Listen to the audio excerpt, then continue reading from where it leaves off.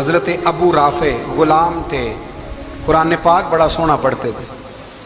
حضرت عمر جب بھی انہیں ملتے کہتے ابو رافع تو عمر سے اچھا ہے، قرآن بڑا شاندار پڑھتا ہے۔ تو وہ کہتے حضور اگر میں قرآن صحیح پڑھتا ہوں تو آپ کو قرآن کی تشریح زیادہ صحیح آتی ہے، آپ بھی تو مجھ سے افضل ہیں۔ تو آپ فرماتے نہیں پھر بھی تو مجھ سے افضل ہے۔ کیوں؟ اس لیے کہ تو اپنے غلام اپنے آقا کی نوکری بھی ٹھیک کرتا ہے اور رب کی عبادت بھی ٹھیک کرتا ہے، اور مجھے خالص صرف عبادت کرنی ہوتی ہے وہ بھی ٹھیک نہیں کر پاتا۔ ساری زندگی اپنا محاسبہ، ساری زندگی اپنے گریبان میں دیکھا، ساری زندگی اپنے آپ کو پرکھا، اپنے آپ کو ٹٹولا، 62 سال عمر بیت گئی۔ حضرت حذیفہ بن یمان ایک صحابی تھے، میرے نبی کریم علیہ السلام نا ان سے راز کی باتیں کرتے تھے۔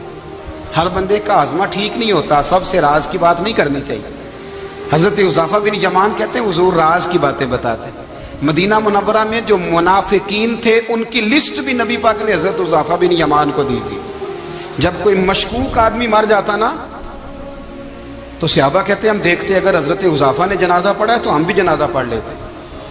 نبی پاک نے بھی کچھ جنازے نہیں پڑھے، ترمذی میں ہے، فرمایا عثمان سے جو بغض رکھے اس کا جنازہ نہیں پڑھیں گے۔ حضرت حذیفہ بن یمان اگر جنازہ پڑھتے تو لوگ پڑھتے، وہ نہ پڑھتے تو لوگ جنازہ نہ پڑھتے۔ حضرت حذیفہ بن یمان کہتے ہیں جناب عمر فاروق کی خلافت کے آخری ایام تھے، کچھ دنوں کے بعد وہ شہید ہو گئے۔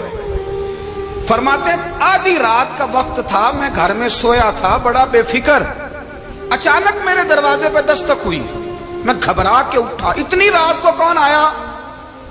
کہتے ہیں قربان جاؤں، دروازے پہ گیا تو امیر المومنین فاروق اعظم دروازے پہ۔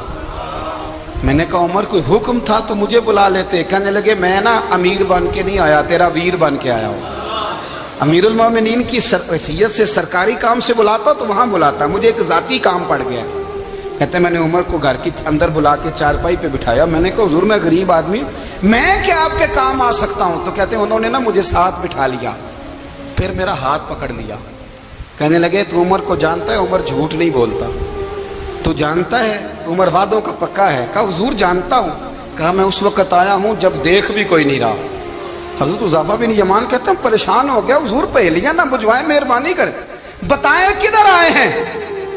حضرت عمر فاروق فرمانے لگے 62 سال کا ہو گیا ہوں، 63 میں چل رہا ہے، داڑھی سفید ہو گئی ہے، پھل پک گیا، اٹھ فریدہ ستیا، داڑھی آ گئی پور، اگا نیڑے آ گئی، پچھا رہ گئی دور،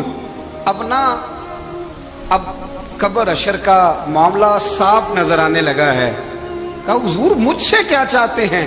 حضرت عمر رو پڑے، کہنے لگے آج میں عشاء کے بعد نکلا ہوں تو نبی پاک کے صحابہ مجھے نیک کہہ رہے تھے، پھر میں نے بچوں کی ماں سے اور بچوں سے بھی پوچھا ہے، وہ بھی مجھ سے راضی ہیں، پر حذیفہ تیرے ساتھ نبی پاک راز کی باتیں کرتے تھے، سچ بتا کہیں عمر کا نام منافقوں میں شامل تو نہیں؟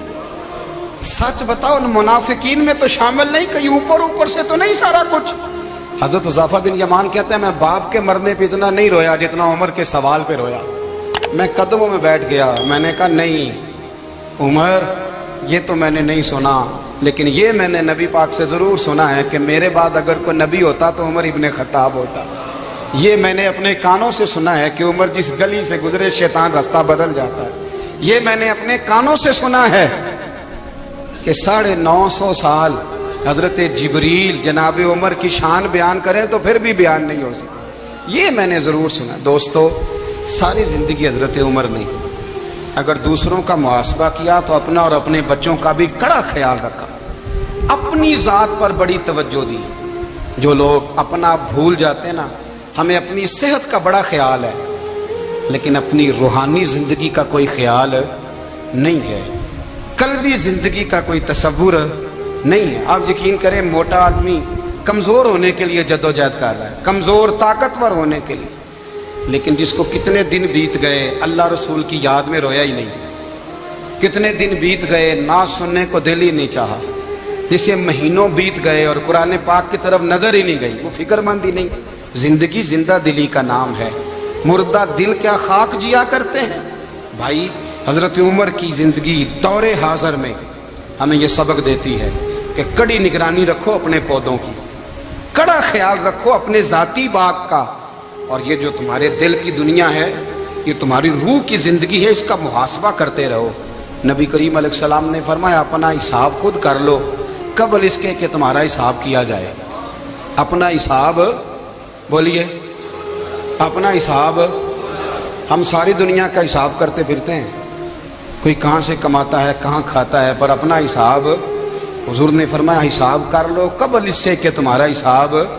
مولا علی فرماتے ہیں نماز پڑھ لو قبل اس کے کہ تمہاری نماز پڑھی جائے، نماز پڑھ لو قبل اس کے کہ تمہاری۔ اپنا محاسبہ کریں۔